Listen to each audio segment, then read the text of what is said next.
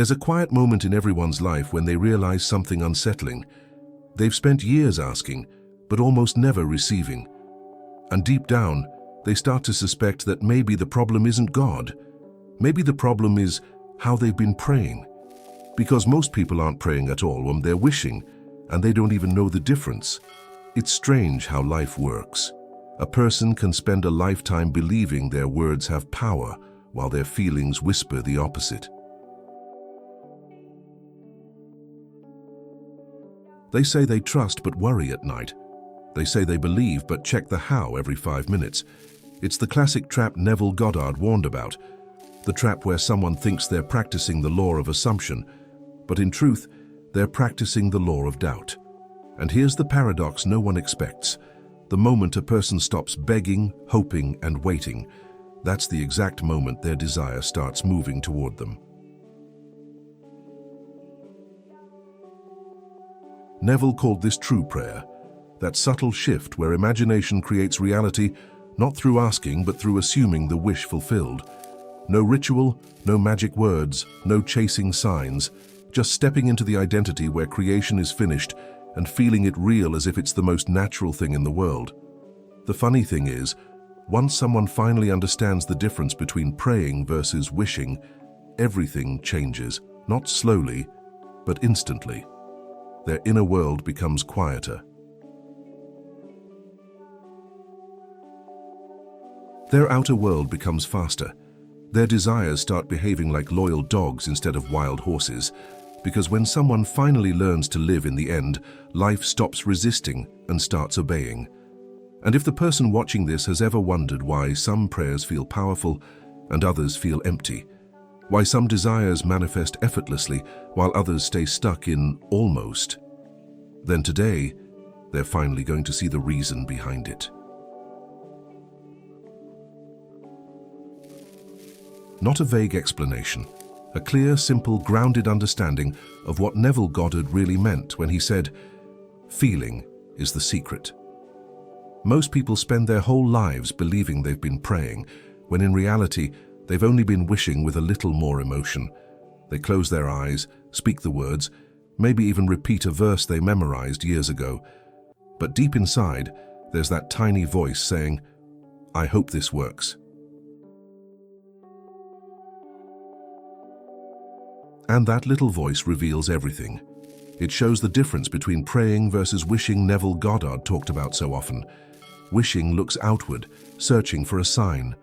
Prayer looks inward, assuming the end as truth. He often sees people treat God or the universe like a customer service desk. Take a number, explain the problem, cross your fingers. That's wishing. It's subtle, almost innocent. But it's rooted in separation, in believing your good is out there, somewhere beyond your reach. Neville Goddard knew this mindset breaks the law of assumption because it denies that imagination creates reality. And when someone denies their creative power, wishing becomes their default operating system. He remembers a friend who used to say, "I've been praying for years and nothing changes." And quietly he'd think, "You haven't been praying, you've been begging." Begging has a tone of vibration, a plea that carries the feeling of "I don't have." Wishing feels like staring at a closed door and hoping it magically swings open. But true prayer, Neville style, is different. It assumes the door is already open and simply walks through. It's fascinating how someone can read every book on manifestation, repeat affirmations until their jaw hurts, and still be stuck. Not because they're doing things wrong, but because deep inside they hope instead of assume. And hope, though beautiful, has a weakness. It keeps the desire in the future. The feeling it real Neville Goddard talks about never activates as long as the person keeps hoping someday will come. Someday is the graveyard of desires. He's seen this pattern everywhere, in relationships, finances, health. People say they're praying for change, but their emotions whisper the opposite. They pray with their lips and wish with their feelings. And the law of assumption explained clearly shows that your world doesn't answer your words, it answers your state. Wishing is a state of waiting. Prayer is a state of already being. He often uses this analogy. Wishing is like standing outside in the rain, hoping someone will hand you an umbrella. True prayer is knowing the umbrella is already in your bag, reaching in and pulling it out. One depends on luck, the other depends on identity. That's why Neville always said creation is finished manifestation, because the end already exists, waiting for you to enter it. Wishing stalls you outside. Prayer moves you inside. There's a heaviness in wishing that people feel but can't explain. It's the emotional drag of believing the solution is distant, uncertain, or dependent on outside forces. Wishing has that flavor of please, maybe, hopefully. Prayer, on the other hand, has the grounded certainty of I know who I am. When someone shifts from hoping to assuming, their entire inner atmosphere changes. It becomes quiet, steady, almost warm. And this is where the shift begins, when he invites someone to examine their inner posture. Are they looking up, out, or away for the answer? Or are they turning inward, where the law of assumption says all creation begins? Imagination creates reality, but only for the one who trusts the image, not the circumstances. Wishing obeys circumstances. Prayer commands them. This topic is a wake-up call because most people don't know they've been wishing all their lives. They've been waiting for signs instead of becoming the sign. They've been asking for change instead of living in the end. And the beautiful thing is, once someone sees this, they can never unsee it. Suddenly they realize the difference between movement and stillness, between begging and claiming, between wanting and being. So in this first step, he simply wants the listener to notice it, really see it, because once they understand the difference between wishing and praying, the entire path forward becomes clearer. And naturally, this awareness opens the door to the next realization.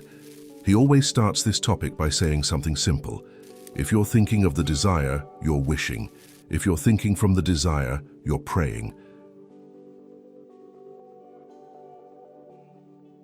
And that one shift explains the entire law of assumption better than 100 lectures. Thinking from the end means the person steps mentally into the world where the desire is already true.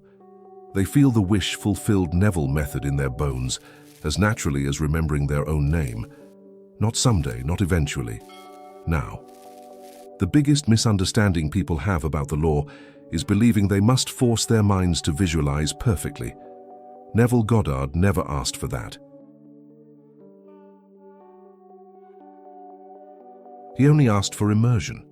He encouraged people to slip into the mood, the sensorial flavor of the fulfilled desire.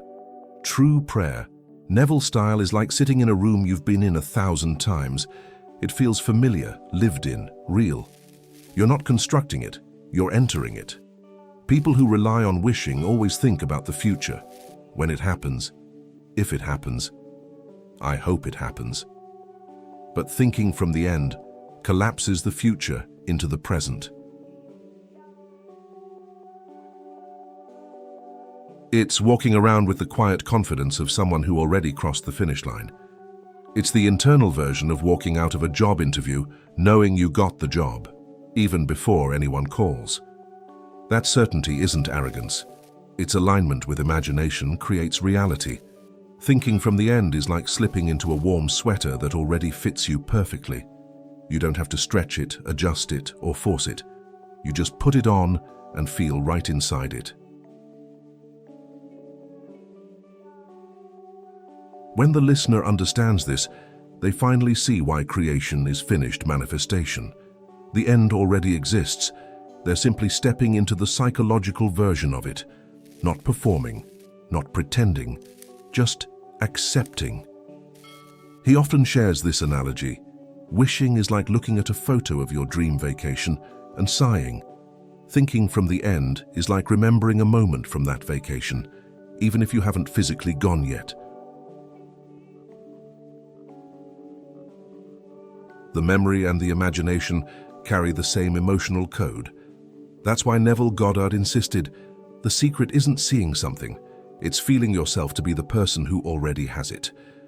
There's a story he loves to tell about a woman who prayed every night for financial freedom, but always felt anxious afterward. She hoped God heard her, hoped things would change. But it wasn't until she started resting in the state of, I am already provided for, feeling it real, that things moved. Opportunities appeared without strain, not because she did more, but because she became more. Thinking from the end shifts identity first, results follow. Someone practicing thinking from the end doesn't ask, how will it happen? They don't look for signs or interpret coincidences as maybe this means something. They simply live from the inner truth they've chosen. The law of assumption, explained, shows clearly that the world reshapes itself to match the state you occupy, not the words you speak. Wishing whispers doubt. Prayer whispers inevitability. And here's the beauty. Thinking from the end doesn't require hours of meditation. Sometimes it only takes a few seconds of entering the right emotional climate. A short breath where the person feels the relief, the gratitude, the stability of the fulfilled desire. Those micro moments are powerful because they imprint identity, not effort. Neville Goddard knew identity is always stronger than intention. The person listening might wonder, but what if I don't know how the end feels? And that's okay. The mind is brilliant at filling in emotional blanks.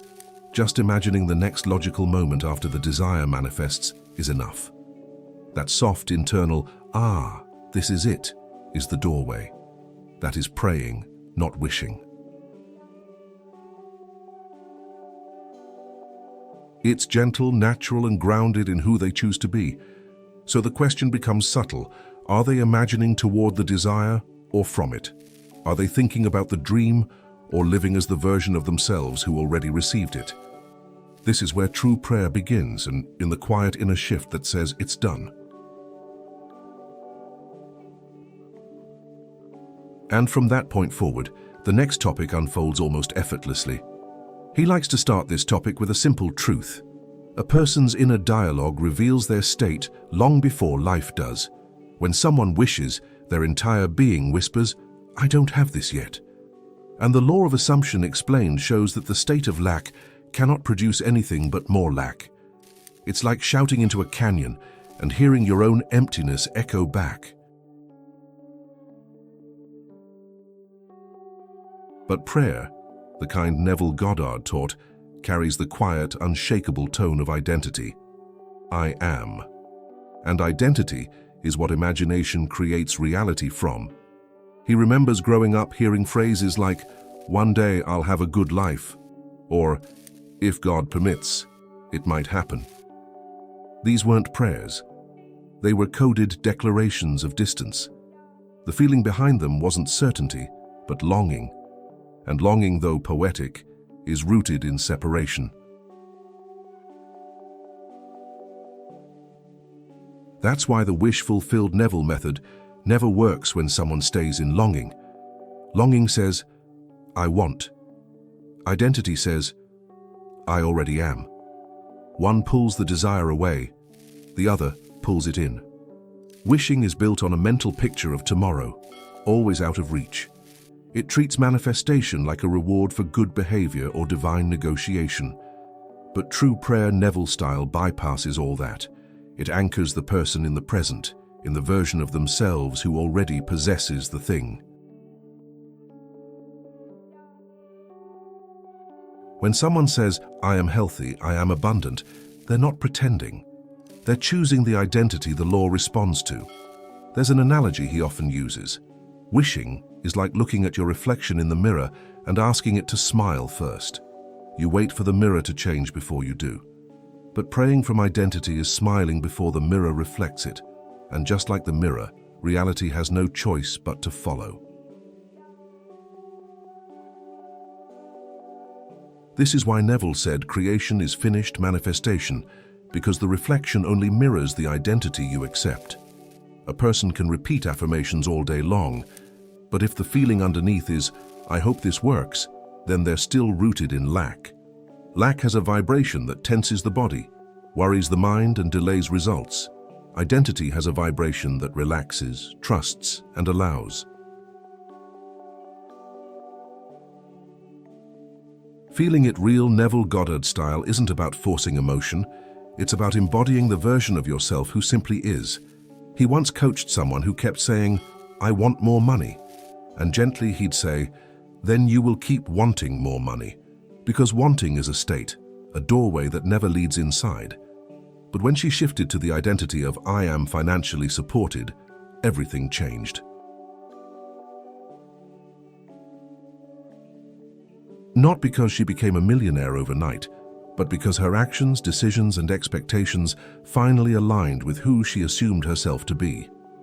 Identity is powerful because it doesn't chase, it doesn't beg, it doesn't negotiate, it claims. And that's what true prayer does. It claims the end as yours before the middle makes sense. Wishing says, "I hope life changes." Identity says, "Life changes because I changed." And the law of assumption explained this for decades. Life is not answering your desire, it's answering your identity. When someone enters the identity of having, their emotions shift too. Gratitude appears before the blessing. Peace appears before the proof. Certainty shows up without evidence. And that emotional climate is what tells the subconscious, "This is who I am now." Once the subconscious accepts the identity, the 3D world adjusts automatically, sometimes subtly, sometimes dramatically. To transition from lack to identity, he often advises people to ask a simple question. If I already had this, who would I be right now? Not in a month, not next year, right now, yeah? How would they walk? How would they breathe? What would they stop worrying about?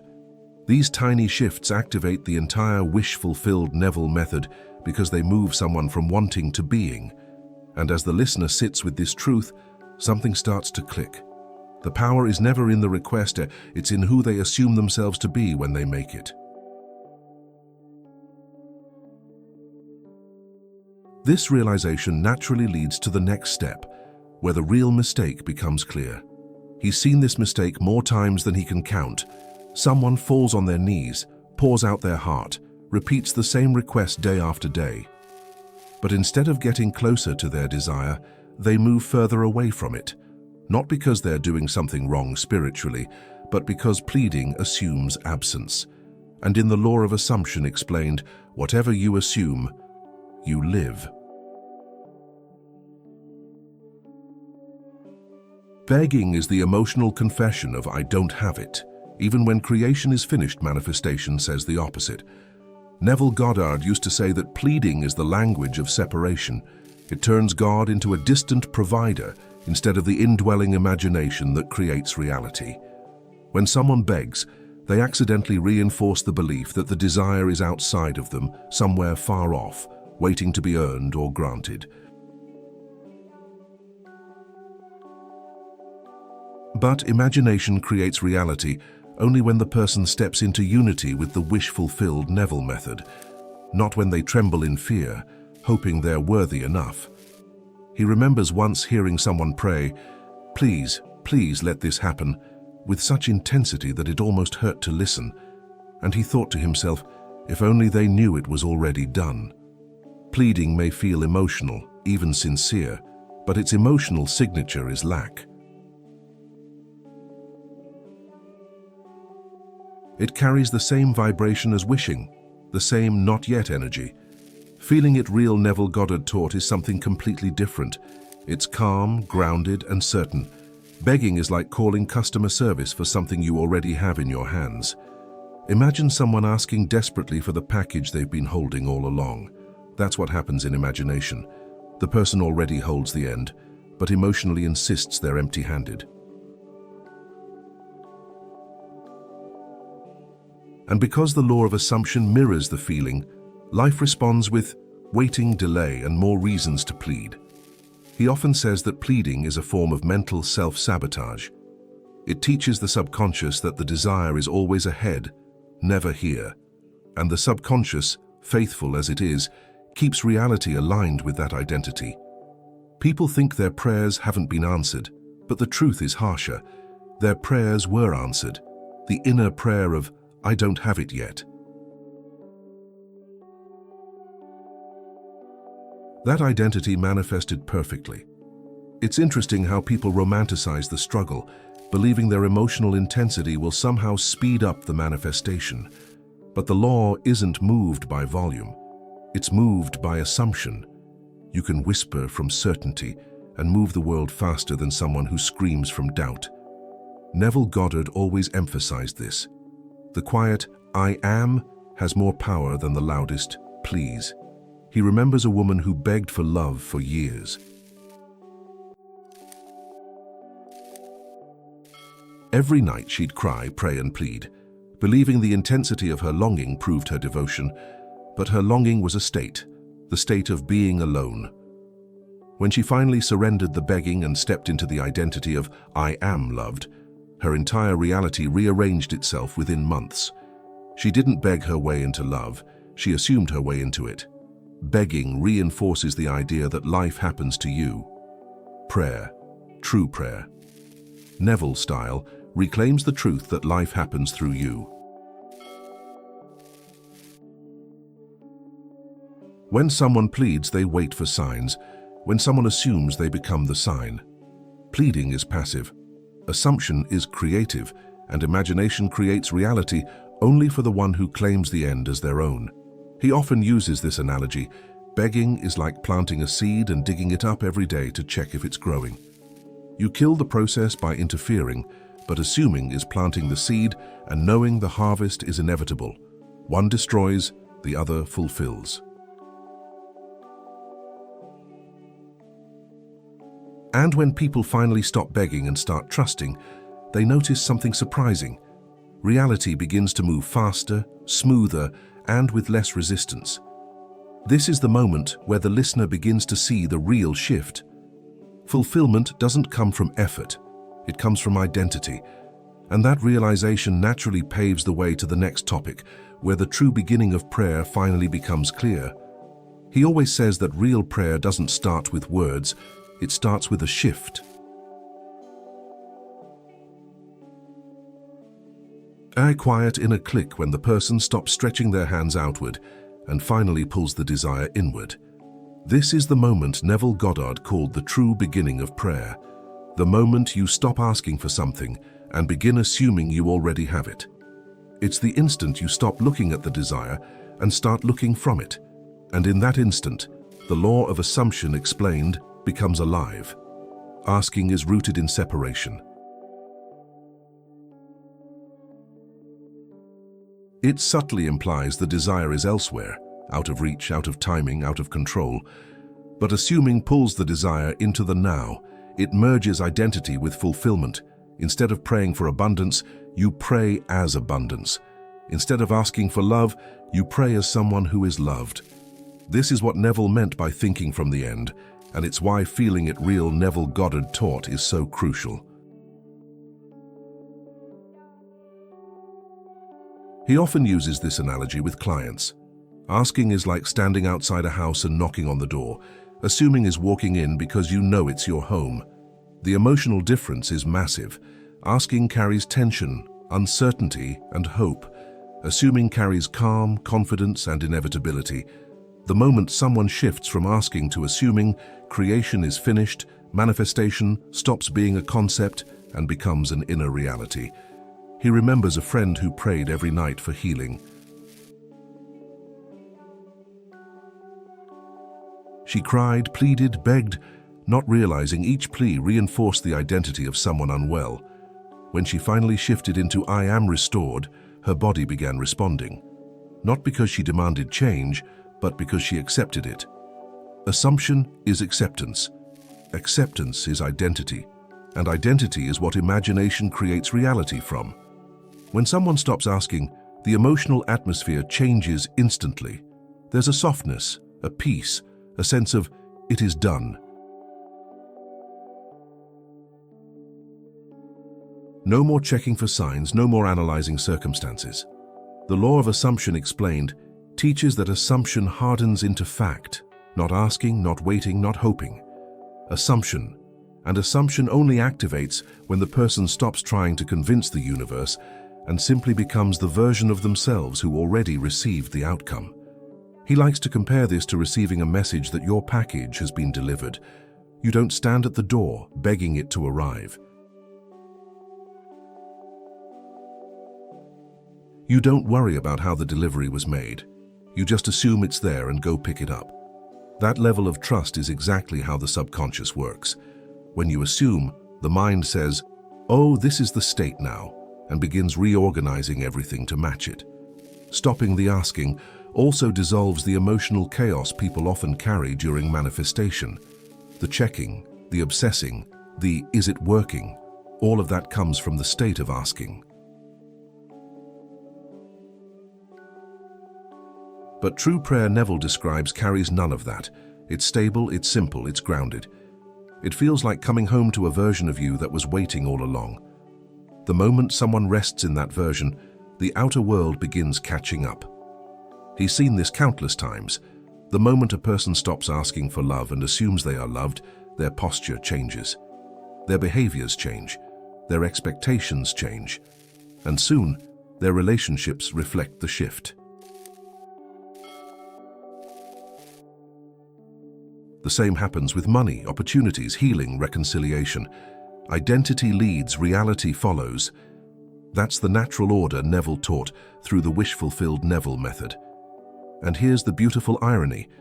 When you stop asking, you finally create space for the answer to appear.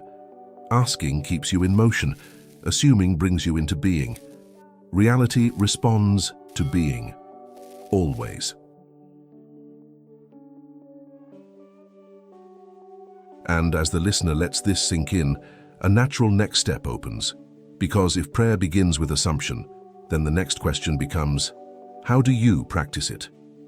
He always explains that practicing the law isn't about creating dramatic movie scenes. Neville Goddard never asked anyone to imagine fireworks, angels, or grand announcements. He asked for simplicity, a small natural scene that could only be true if the desire were already fulfilled. Something intimate.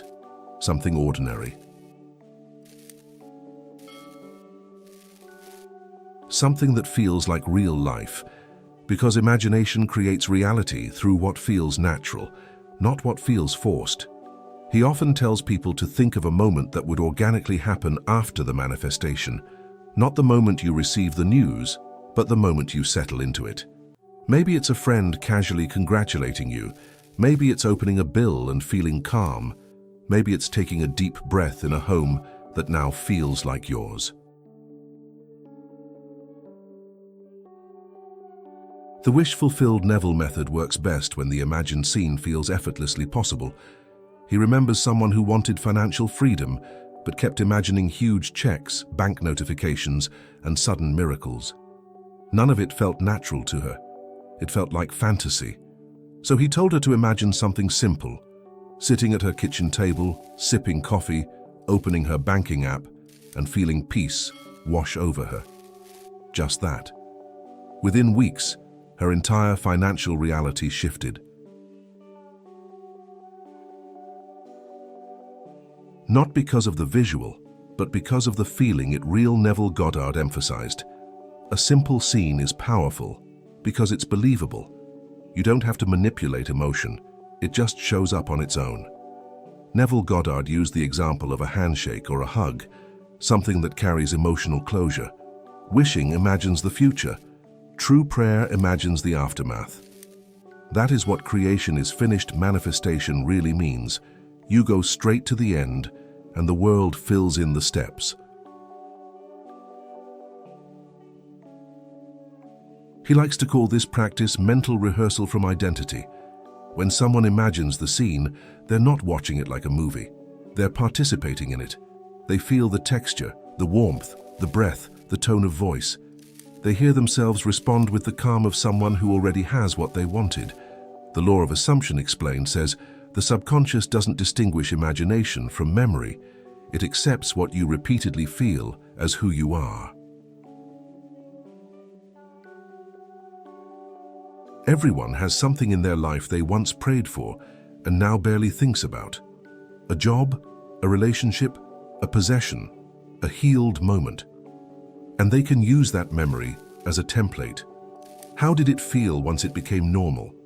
That's the exact emotional flavor they want to transfer to their imagined scene. The quiet relief, the subtle gratitude, the "of course this is mine." That's the key. Sometimes he tells people to imagine someone saying a simple phrase like, "I'm so happy for you," or "I knew you'd do it." These tiny sentences carry massive emotional weight because they imply completion. They imply the desire has moved from want to identity. That's praying versus wishing, Neville Goddard style. Wishing imagines the request, prayer imagines the result. A quiet smile is often enough. Many of Neville's students manifested dramatic outcomes by imagining nothing more than the feeling of a smile while falling asleep. That soft inner grin, the one that comes from certainty, not hope, is one of the purest expressions of assumption. It bypasses the mind and speaks directly to the subconscious. Feeling is the secret, after all. The scene doesn't need to be long. Sometimes it's just 2 or 3 seconds. A moment, a gesture, a breath. But those seconds, repeated gently, become a new identity. And identity is what the outer world mirrors. So the listener begins to understand the practice isn't about effort, it's about naturalness. And this leads beautifully into the next topic, where the emotional shift becomes the proof. He always tells people that the feeling is everything, not the visualization, not the words, not the intensity. Neville Goddard repeated it over and over. Feeling is the secret. Because feeling is the substance the subconscious listens to. Wishing carries the emotional signature of longing, insecurity, and distance. True prayer carries the emotional signature of gratitude, peace, and inevitability. When someone feels the end, they've crossed the bridge automatically. He's seen people try to force manifestation with perfectly crafted scenes but empty hearts. They imagine the external details but ignore the internal state. And the law of assumption explained makes this clear. The universe responds not to the picture itself, but to the feeling you associate with being the one who has it. Gratitude, even before the manifestation appears, is one of the surest signs that the wish-fulfilled Neville method is alive and active within someone. Peace is another indicator. Peace shows up when the person stops gripping the desire. It's that soft inner exhale that says, "I know this is done." Peace doesn't come from evidence, it comes from identity. When someone is no longer checking for signs, timing, or proof, that's when they know they have shifted from wishing to true prayer, Neville described. And interestingly, that's often the moment physical reality begins rearranging itself. Certainty is the final piece, not loud, not dramatic, but quiet. This certainty feels like familiarity, like remembering rather than hoping. It's the feeling you get when you think about something you already own.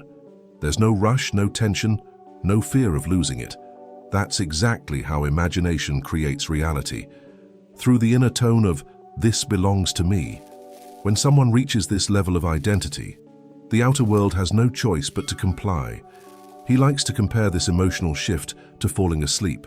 You don't force sleep. You don't make it happen through effort. You simply relax into a state, and your body takes over. Assuming the end works the same way. Once you enter the feeling it real Neville Goddard talked about, the emotional climate of the fulfilled desire, everything else unfolds naturally. The feeling, not the force, is what moves creation. There's a story he tells about a man who spent years wishing for success. He took courses, repeated affirmations, visualized meticulously, but nothing changed. Until one night, he felt a sudden wave of relief, as if something inside him finally clicked. He later said, "I just knew it was done." From that moment on, opportunities began appearing effortlessly, not because he worked harder, but because he stopped wishing and stepped into identity. Gratitude is especially powerful because it's an emotional declaration of possession. You don't feel grateful for something that might come. You feel grateful for something that is yours. So when gratitude shows up before the manifestation, it's a sign the subconscious has already accepted the assumption. It's a sign the shift has happened. Gratitude is the vibration of creation is finished, manifestation in real time. He also loves the quiet smile, that subtle, almost involuntary grin a person makes when they feel something is already theirs. It's the emotional seal, the internal signature that tells the subconscious, "We're done here." That smile carries more power than hours of begging or wishing. It's the smile that says, "I am." And identity is what the law of assumption responds to. When those feelings, gratitude, peace, certainty, begin showing up naturally without force, they serve as internal confirmation. They tell the person they've crossed the line from desire to embodiment, and from embodiment to inevitability. And once someone understands the power of feeling, the next topic becomes crucial, because feelings remain steady even when the 3D world tries to contradict them. He always prepares people for this moment, the moment the 3D world seems to go in the opposite direction of the prayer. Neville Goddard said this phase is inevitable, not because you're doing something wrong, but because physical reality is simply catching up to the new state. The mistake most people make is panicking. They see a contradiction, and instantly they slip back into wishing, hoping, and begging. But the law of assumption, explained, teaches that persistence, not emotional reaction, is what solidifies the wish-fulfilled Neville method. When the world contradicts you, that's when the test begins. Not a test from God, but a test of identity. Are you the one who has or the one who wants? The world will present old echoes, financial surprises, emotional triggers, delays, misunderstandings, all artifacts of your previous state. But imagination creates reality only for the one who refuses to be hypnotized by appearances. What you see is old, who you are is new.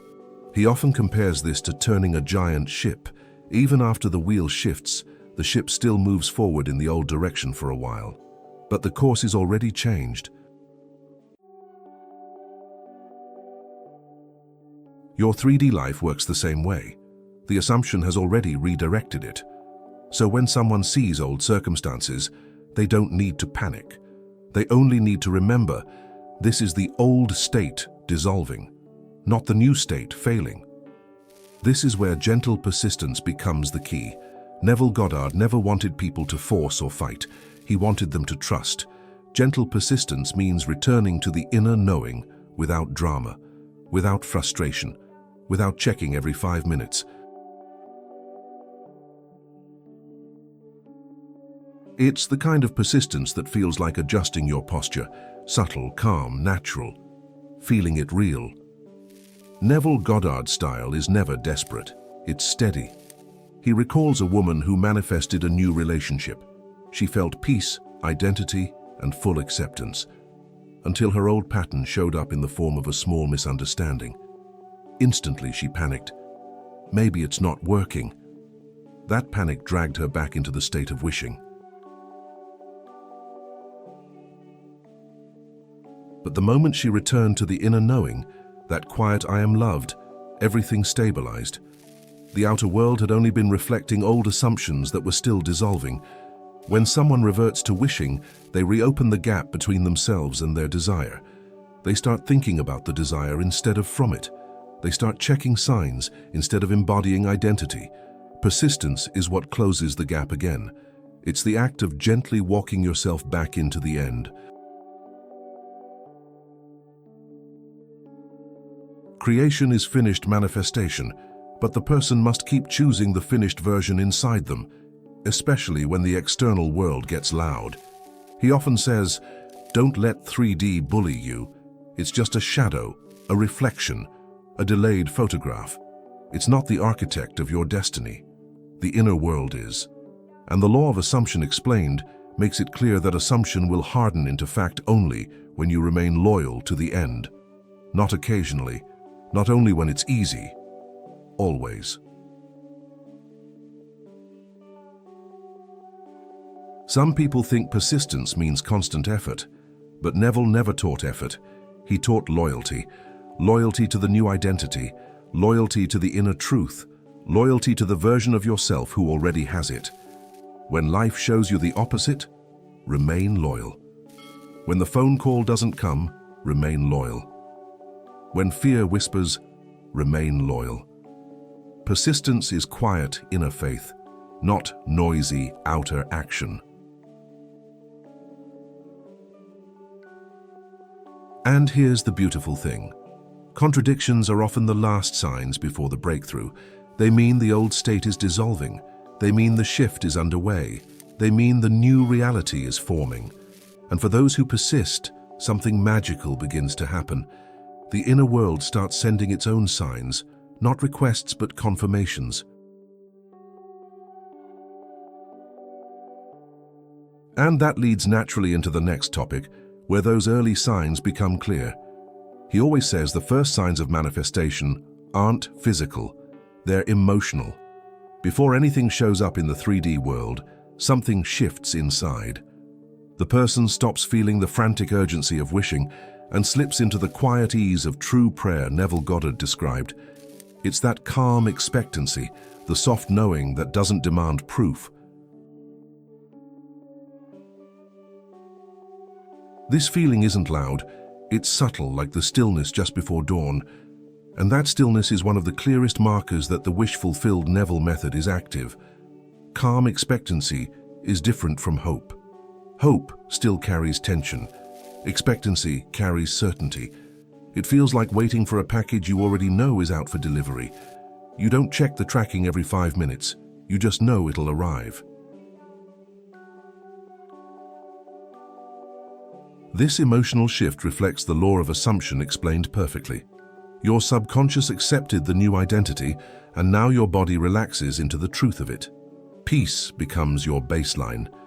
Then the synchronicities begin. Not the kind people obsess over online, not angel numbers or random signs they try to decode, but meaningful alignments, conversations that confirm your desire, opportunities that match your new identity, people reflecting your shift back to you. These moments aren't messages from outside. They're projections of the new state you're embodying. Imagination creates reality, and the outer world begins to mirror the inner shift in tiny, elegant ways. He loves to describe synchronicities as emotional fingerprints. They show that something inside you has changed. You bump into the right person. You overhear the exact sentence you needed. A solution you couldn't find before suddenly appears. These aren't coincidences. They're natural consequences of the new state rearranging your external circumstances. They're gentle reminders that creation is finished manifestation and you're walking toward what you already claimed. The most powerful sign of all, though, is naturalness. When the desire stops feeling like a fantasy and starts feeling like, of course. Neville Goddard often said that fulfillment must feel natural, not exciting, not dramatic, but normal. When the desire becomes part of your identity, the feeling of longing dissolves. You no longer dream of it, you remember it. You no longer reach for it, you live from it. That shift in emotional tone is everything. He recalls someone who wanted a new home. At first, the idea felt huge, distant, almost impossible. But after working with assumption for a few weeks, she realized something surprising. Thinking about the new home didn't excite her anymore. It felt normal, comfortable, expected. That's when he told her now it's done. And within months, the exact home came into her life. Naturalness is the subconscious saying, this is who we are now. Another sign is the disappearance of urgency. Wishing creates urgency, the feeling that you need results now, now, now. But when someone steps into true prayer Neville style, the urgency dissolves. They no longer chase, monitor, or negotiate with life. They stop checking signs and timelines. They simply exist in the end. This emotional neutrality is not indifference, it's fulfillment. He also tells people to notice a shift in their self-talk. Instead of saying, I hope, they start thinking, I know. Instead of worrying about when, they assume soon without anxiety. Instead of seeing the desire as far away, they begin to feel like the person who already lives the life they want. That mental tone is one of the clearest signals that the identity has changed. And here's the quiet magic. Once these early signs show up, the bridge of incidents begins unfolding. The outer world starts connecting dots in ways the person could never have predicted, not through force, but through alignment. And as this new identity strengthens, the final realization dawns. The realization that the difference between praying and wishing really does change everything. He always ends this teaching with a truth so simple that most people overlook it. The moment someone stops wishing and begins praying from identity, their entire life shifts direction. Wishing keeps the desire on a pedestal, shiny, distant, untouchable. But true prayer, Neville Goddard described, pulls the desire down from the clouds and places it inside the self. It becomes part of who you are, not something you're chasing. And the law of assumption explained makes this point crystal clear. Reality bends to identity, not desire. When someone wishes, they lean forward, they reach, they grasp, they try. But when someone prays from who they are, they lean back into certainty. They rest in the wish-fulfilled Neville method. They stop negotiating with life and begin embodying the version of themselves who already has what they once wanted. This shift is subtle, but unmistakable. It feels like finally coming home after years of standing at the door. He likes to compare wishing to looking at a locked gate and imagining what's behind it, while prayer is realizing the gate was never locked at all. You just needed to step through. Assumption is the key. Identity is the doorway. Imagination creates reality only when the person claims the state as theirs. And the moment they do, the energy of their desire changes from I want to I am, and everything in the outer world begins responding. He's watched people spend years in the loop of wishing, begging, hoping, pleading, trying methods, switching techniques, all while remaining in the emotional state of not yet. But the moment they shift into true prayer Neville style, their results accelerate, as if life had been waiting all along. Because life was waiting, not for effort, but for identity. Creation is finished manifestation, but it remains invisible until someone steps into the self that matches it. Praying from who you are isn't arrogance, it's alignment. It's understanding that desire isn't a request, it's a notification. A signal from your inner world telling you what already exists in imagination. When someone responds to that signal by embodying the fulfilled state, they naturally begin feeling it. Real Neville Goddard taught. Their posture changes, their choices change, their energy changes. And soon their circumstances do too. He uses this analogy often. Wishing is like standing at the edge of the ocean, waiting for the wave that will finally touch you. But praying from identity is walking into the water and letting the tides surround you. The experience becomes immediate, immersive, real. Wishing delays, identity delivers. That's why the difference between the two isn't small. It's the entire foundation of manifestation. And the most beautiful thing, once someone taps into praying from who they are, they don't go back. They don't beg anymore. They don't panic at circumstances. They don't look for signs or timelines. They carry a quiet inner authority, a softness mixed with power. They know they don't need to chase what already belongs to them, and that knowing makes them magnetic. He's seen people transform their relationships, their finances, their health, their careers, not because they found a better method, but because they became a different self. The version of them who has, not the version who wants. That is the heart of Neville's teaching. That is the essence of the law of assumption, explained through experience, not theory. And as this understanding settles into the listener, something profound happens. They stop asking, "How do I get what I want?" and begin asking, "Who must I be to already have it?" That single shift changes everything, because it always leads to the same answer, the person you decide to be right now. And from that realization, the journey continues naturally.